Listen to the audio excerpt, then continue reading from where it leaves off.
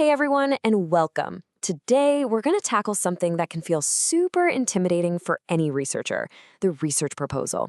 We're going to break down exactly how you can build one that's not just clear, but really persuasive and ultimately successful. So let's just dive right in. So, let's say you've got this brilliant idea, right? A problem you're genuinely passionate about solving. But what's that magic ingredient, that secret sauce, that takes it from just a cool thought bouncing around in your head to a real, approved, and maybe even funded research project? Well, there's your answer. It's a powerful proposal. This document is honestly your single most important tool. And it's not just boring paperwork.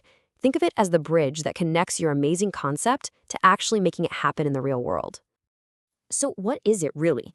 A research proposal is basically a formal document that lays out your project's main goal, why it even matters, and a super detailed practical plan for how you're going to get it all done. You should really think of it as your roadmap to discovery.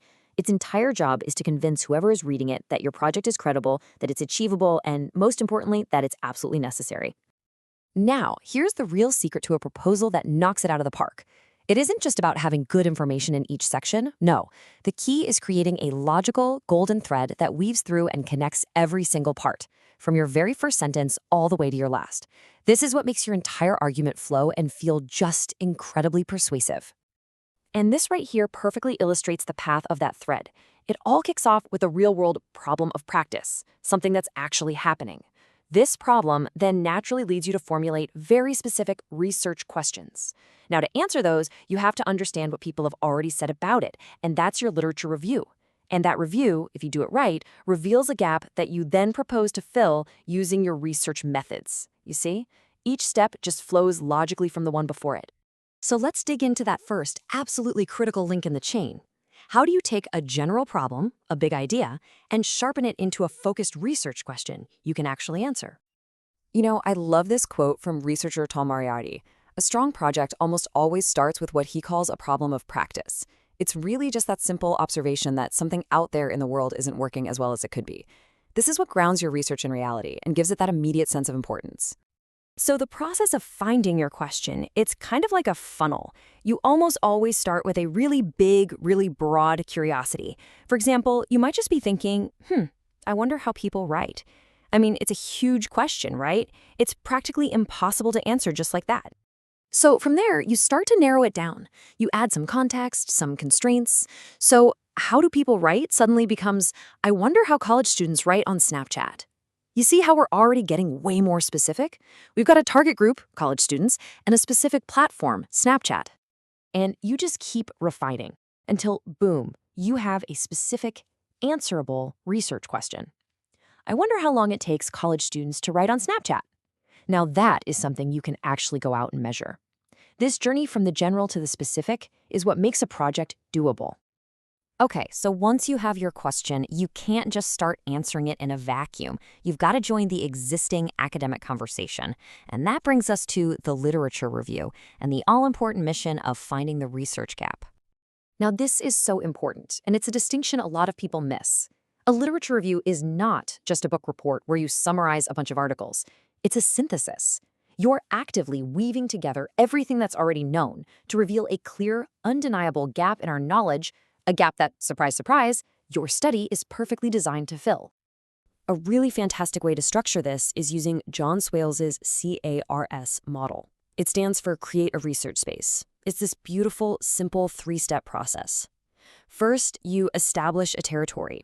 Basically, you show this is an important topic people are talking about. Second, you establish a niche by pointing out a specific gap or a problem with the existing research. And third, you occupy the niche by announcing how your study is going to swoop in and fill that gap. And here is a textbook example of how you establish a niche. Sentences like this are like big flashing signs for your reader. When you write something like, while X has been extensively studied, little research has been conducted on Y, you are literally pointing a finger directly at the gap and setting the stage for your big entrance. All right, you've found the problem, you've framed your question, and you've spotted the gap in the conversation. Now comes the part where you have to prove you can actually fill it. This is where we get into designing the research plan, your blueprint for action. This is so important. Your research methods are not just picked out of a hat. They have to be the specific tools chosen for one single reason, to answer your research questions. There's that golden thread again, that direct, unbreakable link between what you're asking and how you plan to find the answer. A really great way to think about this is to work from the inside out.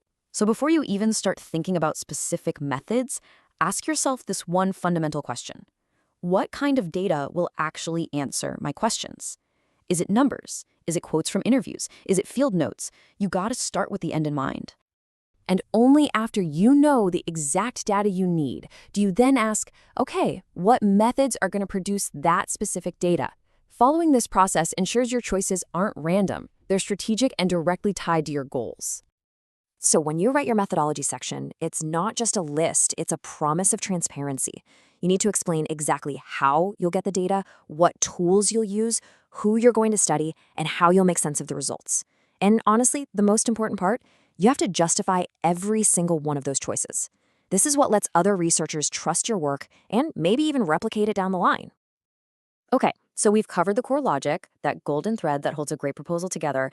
Now let's zoom out and just look at how these pieces come together to form the structure of your final document. This table just lays it out perfectly. First up, your introduction. Its job is to establish the why. Why is this research so important right now? Next, the literature review. This is where you prove you've done your homework and found that clear gap. And finally, the methodology. This proves your plan is solid, it's doable, and it makes sense. Each section has a very clear, very important job to do. Now, these three sections, they're the heart of your proposal for sure, but they don't stand alone. They're backed up by other crucial details, like a timeline to prove your project is practical, and, of course, your references, which show you're part of the scholarly conversation. When you put it all together, it's not just a document anymore. It's a complete, compelling story. And that really is the biggest takeaway from all of this. Your proposal is so much more than just a document you have to write or some hurdle you need to clear. It is the carefully crafted story of your future discoveries. It's your intellectual blueprint. So the question I'm going to leave you with is this: what story will you tell?